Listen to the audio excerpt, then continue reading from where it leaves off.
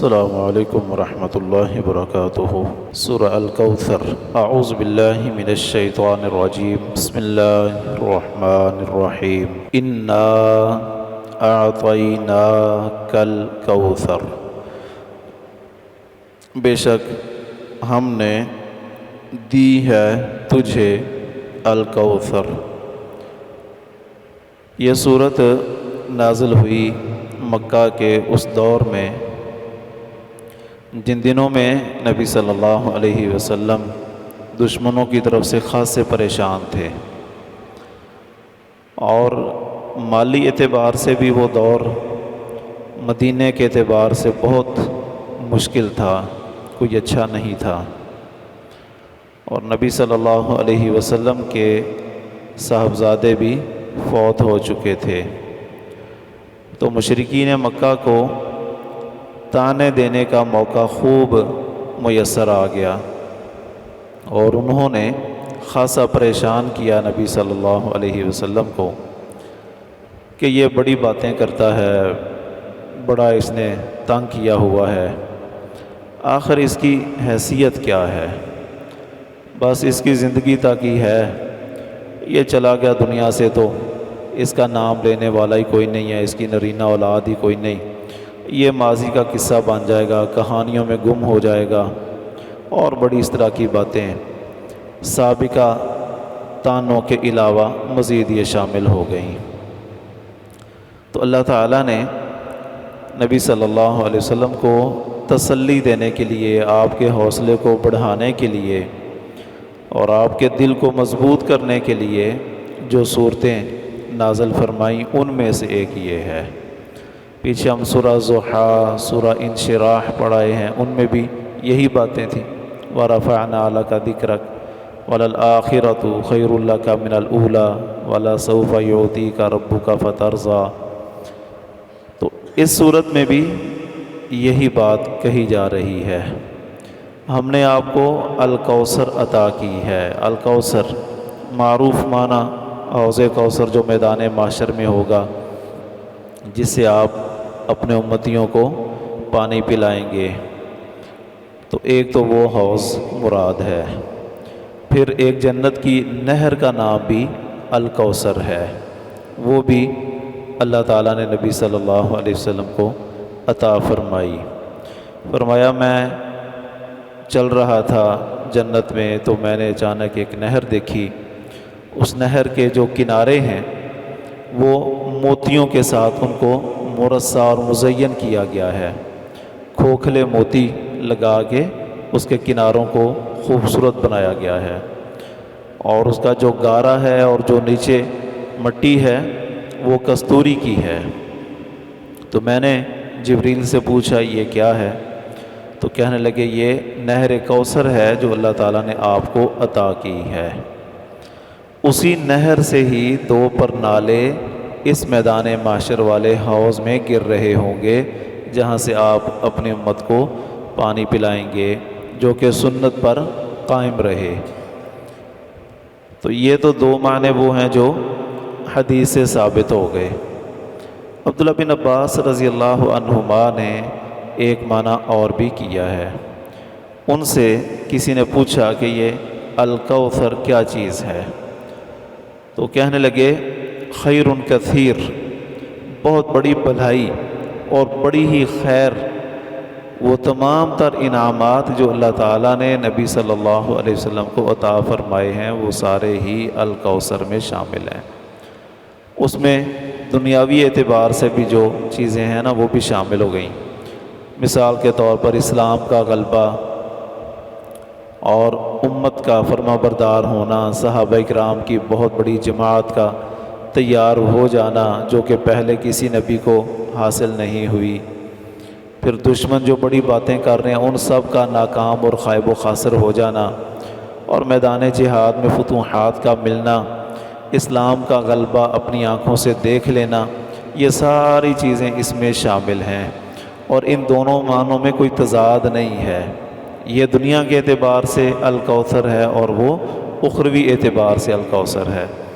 تو الکوثر یہ کاسورا سے ہے، کاف سا را، اس کا معنی کثرت ہوتا ہے، کثرت، اکثر، اس سے یہ مبالغے کا وزن ہے، فعل بہت زیادہ، تو ہم نے آپ کو بہت زیادہ خیر عطا کی ہے، خیر کثیر جس کی کوئی انتہا نہیں ہے، مبالغے کے ساتھ۔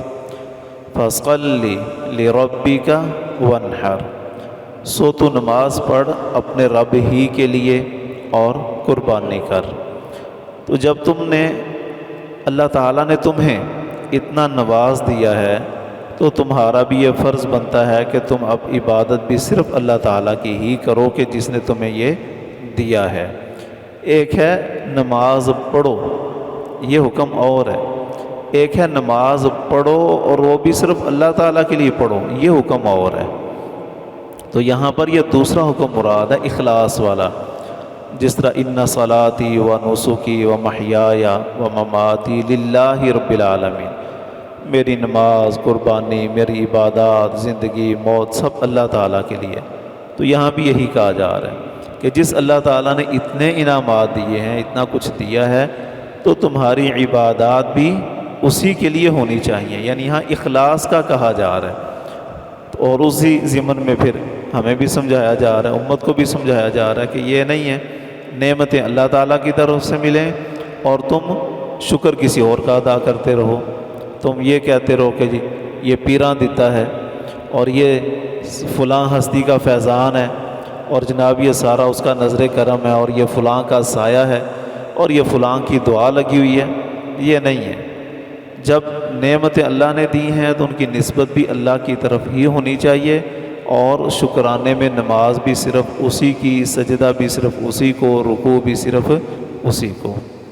وانحر، ناحرہ سے جانور نحر کرنا، قربان کرنا۔ کچھ لوگ کمزور، جب بندہ مقابلے میں آتا ہے، ضد میں آتا ہے، تو پھر بڑی کمزور باتیں بھی کر دیتا ہے۔ تو علی رضی اللہ عنہ کی طرف منسوب ایک قول پیش کرتے ہیں، کہتے ہیں نحر کہتے ہیں سینے کو، تو ونحر کا مطلب ہوا کہ سینے پر ہاتھ باندھو۔ فَصَلِّ لِرَبِّكَ، نماز پڑھو اپنے رب کے لیے، اور نماز میں ہاتھ سینے پر باندھنے ہیں۔ تو کمزور باتیں کرنے کی ضرورت تو تب پیش آئے نا اگر صحیح بات کوئی نہ ہو، کوئی آپ کے پاس صحیح دلیل نہیں ہے، تو پھر ہے کہ ڈوبتے کو تنکے کا سہارا، چلو بھائی کچھ تو ملتا ہے نا تو وہی لے لو، تو ایسی ضرورت ہی کوئی نہیں۔ جب صحیح احادیث سے سینے پر ہاتھ باندھنے کا مسئلہ نماز میں ثابت ہے تو ہمیں کچی باتیں کرنے کی ضرورت کوئی نہیں۔ تو یہ مسئلہ علی رضی اللہ عنہ سے اس انداز سے یہ الفاظ ثابت ہی کوئی نہیں، ضعیف ہے روایت یہ۔ تو ونحر کا سیدھا اور سادہ مطلب ہے ونحر، قربانی کر، جانور کو نحر کرنا۔ اونٹ تھے زیادہ تر، تو اونٹ کے لیے نحر کا لفظ استعمال ہوتا ہے، تو ویسے وہ ایک دوسرے پر بھی تقریباً استعمال ہو جاتے ہیں۔ تو جانور ذبح کرنے کے لیے بھی نحرہ کا لفظ آ جاتا ہے۔ ان شانئک هو الابتر، بلا شبہ تیرا دشمن ہی مقطوع النسل ہے۔ شانئ، یہ شانہ آسے اور اس کا مطلب ہوتا ہے دشمنی، جس طرح پہلے سورۃ مائدہ میں نا وَلَا يَجْرِمَنَّكُمْ شَنَآنُ قَوْمٍ عَلَىٰ أَلَّا تَعْدِلُوا، کسی دشمن کی دشمنی تمہیں اس بات پر نہ کھڑا کر دے کہ تم عدل کے اور اعتدال کے راستے سے ہٹ جاؤ۔ تو شانآن کا مطلب ہے دشمنی، تو شان اسی سے ہے، اسم فاعل ہے، دشمنی کرنے والا۔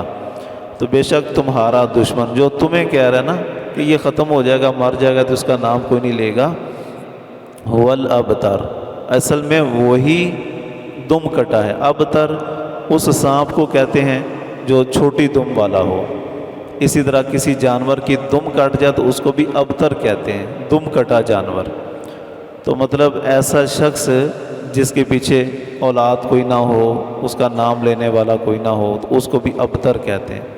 تو کہا تمہارے لیے دشمن کہتا ہے کہ یہ اس کا نام کوئی نہیں لے گا، تمہیں تو ایسی امت، یہ امت بھی خیر کثیر میں شامل ہے، وہ امت ملے گی کہ تمہارا نام لینے میں لوگ فخر محسوس کریں گے، تمہاری طرف نسبت میں فخر محسوس کریں گے، اور ہر جگہ پر تمہارے تذکرے ہوں گے، اذان میں، درود میں، نماز میں، کوئی موقع ایسا نہیں ہوگا جب تمہارا تذکرہ نہ ہو رہا ہو، اور تمہاری اولاد بھی آگے چلے گی۔ فاطمہ رضی اللہ عنہا کی جو اولاد چلی ہے تو اسی کو، تو بیٹی کی اولاد جو ہوتی ہے وہ بھی اپنی اولاد ہی ہوتی ہے۔ تو یہ اعتراض ان کا ختم ہو گیا۔ اور جہاں تک ان کی اپنی بات ہے تو ان کی حالت یہ ہے کہ ان میں سے اکثر کی اولاد مسلمان ہو جائے گی، تو ظاہر ہے جب مسلمان ہو گئے تو وہ اپنے مشرکین ماں باپ کی طرف فخر کیسے کریں گے اور ان کا نام کیسے لیں گے؟ تو ان کا اپنا نام لینے والا کوئی نہیں ہوگا۔ اور اگر کوئی مسلمان کسی کی نسل میں نہ بھی ہوا تب بھی اس کا تذکرہ اور اس کا نام و نشان یا اس کا سلسلہ آگے کوئی لے گا ہی نہیں کہ ہم فلاں کی نسل سے ہیں اور ہم امیہ کی نسل سے ہیں اور ہم جناب یہ ابو جہل کی نسل سے ہیں یا جتنے بھی ابو لہب کی نسل سے ہیں، ان کا نام لینے والا کوئی نہیں ہوگا اور کوئی ان کی طرف اپنے آپ کو منسوب نہیں کرے گا۔ باقی تمہارے لیے وہ بڑے ہوں گے نام لینے والے۔ ان شانئک، بے شک تیرا دشمن وہی مقطوع النسل ہے۔ اللہ تعالیٰ سمجھنے کی، عمل کرنے کی توفیق عطا فرمائے۔